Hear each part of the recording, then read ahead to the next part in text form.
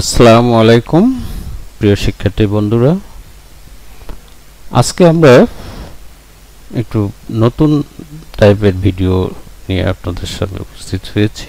সেটা হলো মডিফায়ার্স। সাধারণত মডিফায়ার অনেক রকমের হতে পারে, তার মধ্যে আজকে আমরা যেটা নিয়ে আলোচনা করছি সেটা হলো লিমিটিং মডিফায়ার্স। এটা বেশ কিছু ব্যবহার রয়েছে, আমরা প্রত্যেকটি ব্যবহারই আলোচনা করব। এটার ধারাবাহিকভাবে আমরা তিনটা লেকচারে সাজিয়েছি, পার্ট 1, পার্ট 2, পার্ট 3। আজকে আমরা পার্ট 1-এ এটা একটু দেখাবো কোনগুলো আসলে লিমিটিং মডিফায়ার, কিভাবে ব্যবহৃত হয়, এটা ব্যবহার কি। এছাড়া ড্যাংলিং মডিফায়ার, মিসপ্লেস মডিফায়ার বা স্কোয়ান্টিং মডিফায়ার, অনেক রকমের মডিফায়ার রয়েছে। সেই মডিফায়ারগুলো নিয়েও আমরা আলোচনা করব। তো চলুন দেখা যাক আমরা কি করতে পারি।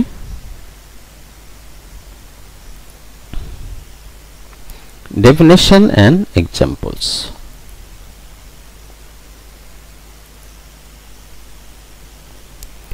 A limiting modifier limits the meaning of another word in a sentence, usually the word immediately following it. অর্থাৎ লিমিটিং মডিফায়ার লিমিট করে দেয়, অর্থাৎ কোনো কিছুকে সীমাবদ্ধ করে দেয়। যে ওয়ার্ডের আগে বসে বা পরে বসে সেই ওয়ার্ডকে মডিফাই করে।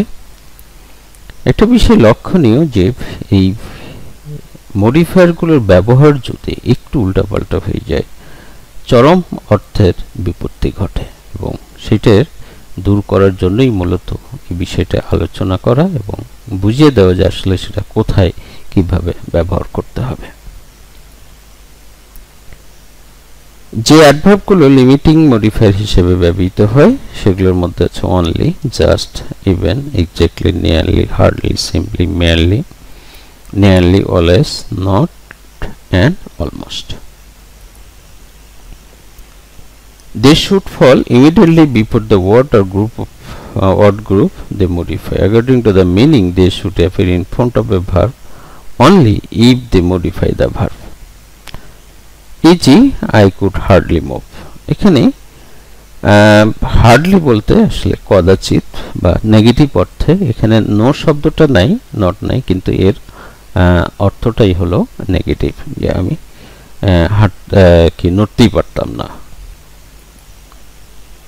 The meaning of limiting modifiers frequently changes depending on their placement. যেটা আমি একটু আগেই বললাম যে এটা প্লেসমেন্টের উপর, অর্থাৎ কোথায় ব্যবহার করতেছি, কিভাবে ব্যবহার করতেছি তার উপর নির্ভর করে অর্থটা।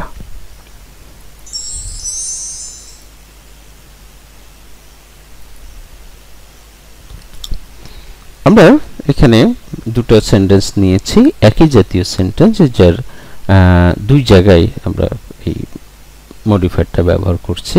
Almost, he gave almost 500 to charity. Almost 500 মানে প্রায় 500 টাকা। দ্যাট মিনস এখানে যেটা বোঝানো হচ্ছে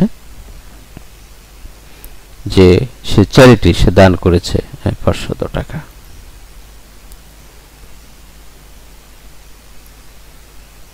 দ্বিতীয় সেন্টেন্সে যেটা বলা হচ্ছে, হি অলমোস্ট গেভ টাকা 500 টু চ্যারিটি। যেটা বোঝানো হচ্ছে meaning that he mite not have giving anything at all. অর্থাৎ অলমোস্ট গেভ 500 টাকা মানে এর চেয়ে সে কখনো বেশি কিছু করে নাই বা দেয়নি। তো প্রথমটা হলো দেওয়া হয়েছে, দ্বিতীয়টা মিনিং বোঝানো হচ্ছে যে আসলে সে দেয়নি। Might not have given anything at all. আমরা একটা বাক্য নিয়েছি, সেন্টেন্স নিয়েছি, they only saw each other during meals. এই অনলিটাকে যদি আমরা দুই জায়গায় ব্যবহার করি বা বাক্যের শুরুতেও ব্যবহার করি, তাহলে এর মিনিংটা যদি তিনটা জায়গায় ব্যবহার করি তিন রকমের হয়ে যাবে। যেমন এখানে ডিউরিং মিলসের আগে এটা ব্যবহার করতে পারি, এখানে ভার্বের আগে ব্যবহার করছি, আবার সে বাক্যের শুরুতে ব্যবহার করবে। কিন্তু যখন তিনটা এইসব জায়গাগুলোতে ব্যবহার করা হবে, এই তিনটার অর্থ তিন রকমের হয়ে যাবে। Revise, they saw each other only during meals। এই সেন্টেন্সটার অর্থ যেটা হলো শুধুমাত্র খাবারের সময় তাদের মধ্যে দেখা হয়।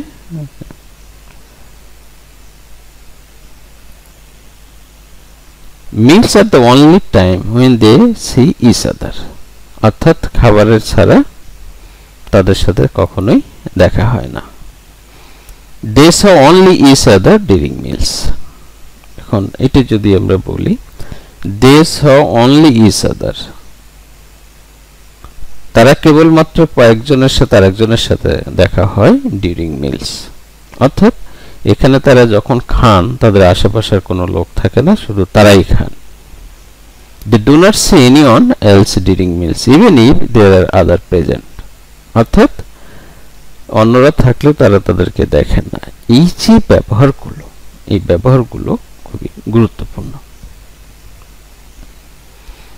আর এই বিষয়গুলো মূলত ক্লিয়ার করার জন্যই এই লিমিটিং মডিফায়ার খুব ক্লোজলি স্টাডি করতে হবে, তাহলে পরেই খুব সহজে এটা বোঝা যাবে।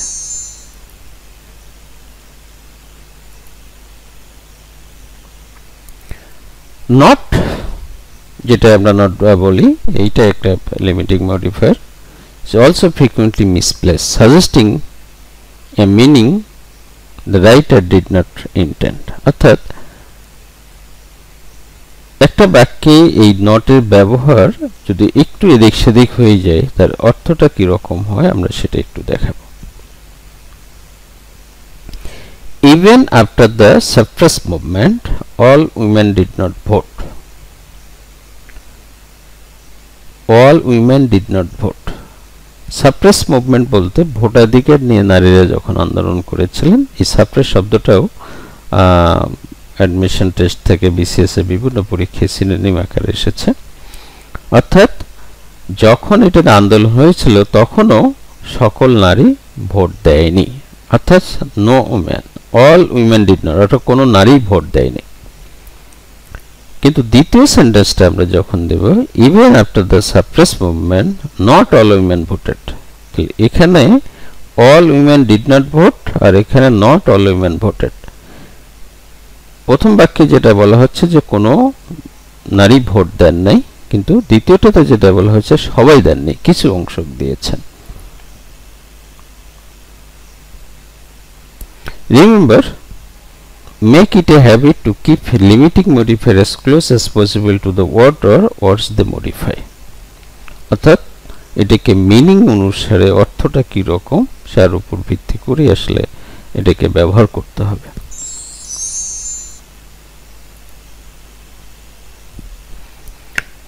determine the best position for the modifier given before each sentence। আমরা এখানে কিছু উদাহরণ ব্যবহার করেছি। প্রত্যেকটা সেন্টেন্সের প্রথমে একটা মডিফায়ার দেওয়া হয়েছে, এটা কোথায় কোথায় বসবে সেটা আমাকে দেখাতে হবে। Birth order seems to be an important factor in the development of some children. তো এই বাক্যে আমি কোন জায়গায় দিলে only birth order seems to be an important factor in the development of some children। আমরা যদি এটা নাও দিই না অনলি, তাহলে সেন্টেন্সের মিনিংটা পরিবর্তন, মিনিং এর সমস্যা হবে না, অর্থ প্রকাশ পাবে। কিন্তু এখানে আমাকে আসলে অনলিটাকে ব্যবহার করতে হবে। তো এখানে অনলি ব্যবহার করার একমাত্র জায়গা হলো যে সাম children. Birth order seems to be an important factor, এটা সবার জন্য না। In the development of only some children. দ্বিতীয়, even amateur can trace some of the responsibility sorry, personality characteristics to birth order. Amateur এই শব্দটাও গুরুত্বপূর্ণ, এটা অ্যাডমিশনে synonym হিসেবে অনেকবার ব্যবহার করা হয়েছে। তো এখানে সেন্টেন্সটার মডিফায়ার যেটাকে ব্যবহার করা হচ্ছে, যার পূর্বে যাকে মডিফাই করার জন্য, সেটা হলো অ্যামেচার্স। Even amateurs can trace some of their personality characteristics to birth order. Next,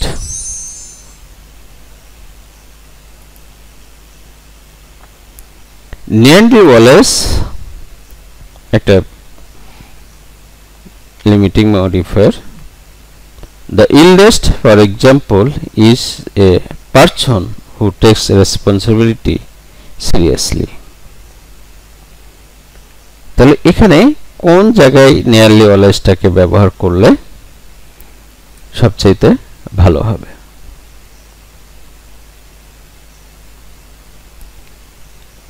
Nearly always the eldest, for example, is a person who takes responsibility seriously. তাহলে the eldest, for example, is nearly always a person who take responsibility seriously. এখানে a person মূলত modifier, modifying word, যাকে modify করা হচ্ছে। তো gap 2 তে nearly always ব্যবহার করতে হবে।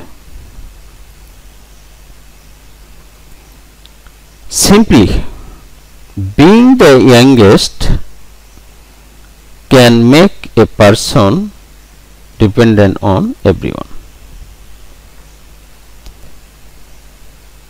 এখানে simply দ্বারা being the youngest K modify করা হচ্ছে।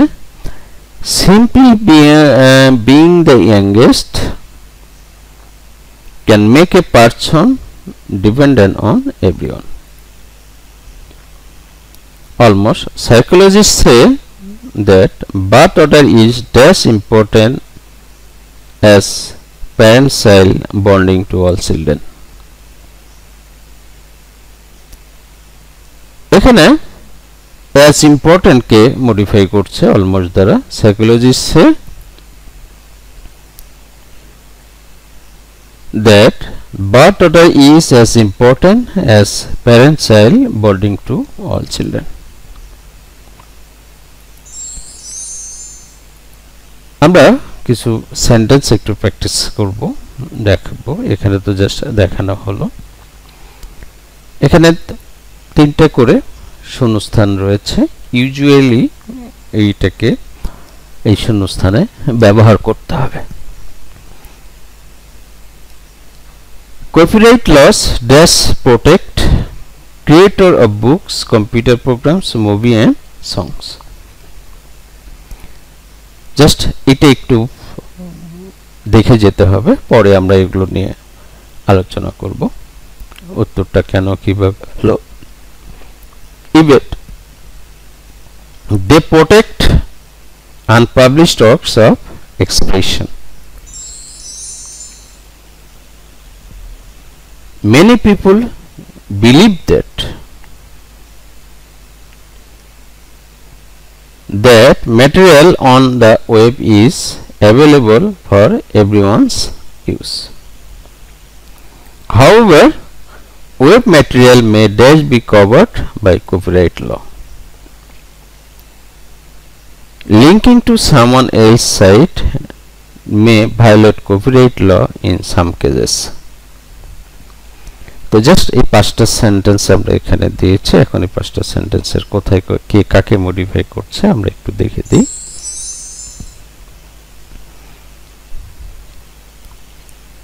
Usually copyright laws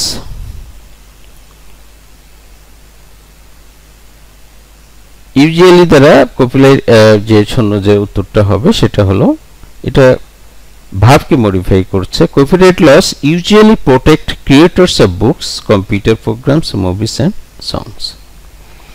অর্থাৎ এখানে যে ওয়ার্ডকে মডিফাই করছে ইউজুয়ালি দ্বারা সেটা হলো প্রোটেক্ট।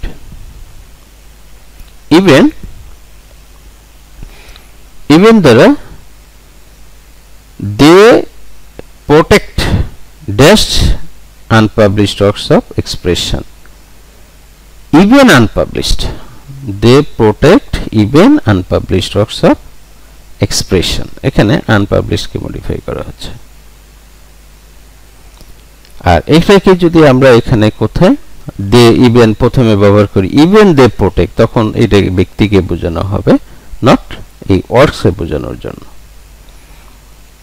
সুতরাং অর্থটা পুরোপুরি চেঞ্জ হয়ে যাবে। ঠিক একইভাবে এখানে যেন ইউজুয়ালি কপিরাইট লস প্রোটেক্ট, তাহলে এখানে ইউজুয়ালি কপিরাইট লসকে যদি আমি বুঝাই তাহলে হবে না। এখানে আমাকে মূল উদ্দেশ্য হলো যে প্রোটেক্টে মডিফাই করে এটা অর্থকে ঠিক রাখা আর কি।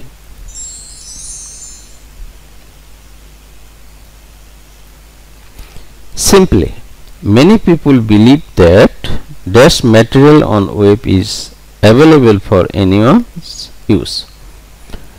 এখন দেখেন many people believe that material on web is dash available for anyone else. এখানে simply available for মানে সবার জন্য, সাধারণত সবার জন্য ব্যবহার। Also, however, web material may dash be covered by copyright law. এখানে ভার্বকে মডিফাই করছে এখানে অলসো, অর্থাৎ web material may also be covered, অর্থাৎ অলসো এখানে ব্যবহার করতে হবে।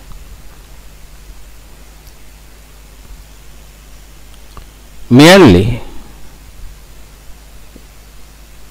linking to someone else site dash may violate copyright law in dash some cases. এখানে লিংকিং কে মডিফাই করছে merely দ্বারা। merely linking to someone else site may violate copyright law in some cases. So বন্ধুরা, মানে আমরা আগামী দিন এই ব্যবহারগুলো কিছু অংশ এবং কিছু এক্সারসাইজ নিয়ে আরো কিছু আলোচনা করব। আমরা কিছু সেন্টেন্স বেস আলোচনা করব, আবার প্যাসেজ আকারেও এই এক্সারসাইজগুলো প্র্যাকটিস করব, যাতে খুব সহজেই এই লিমিটিং মডিফায়ারগুলো বুঝতে পারা যায়। Thank you for watching. পরবর্তী ভিডিও দেখার আমন্ত্রণ জানিয়ে আজকে শেষ করছি। আল্লাহ হাফেজ।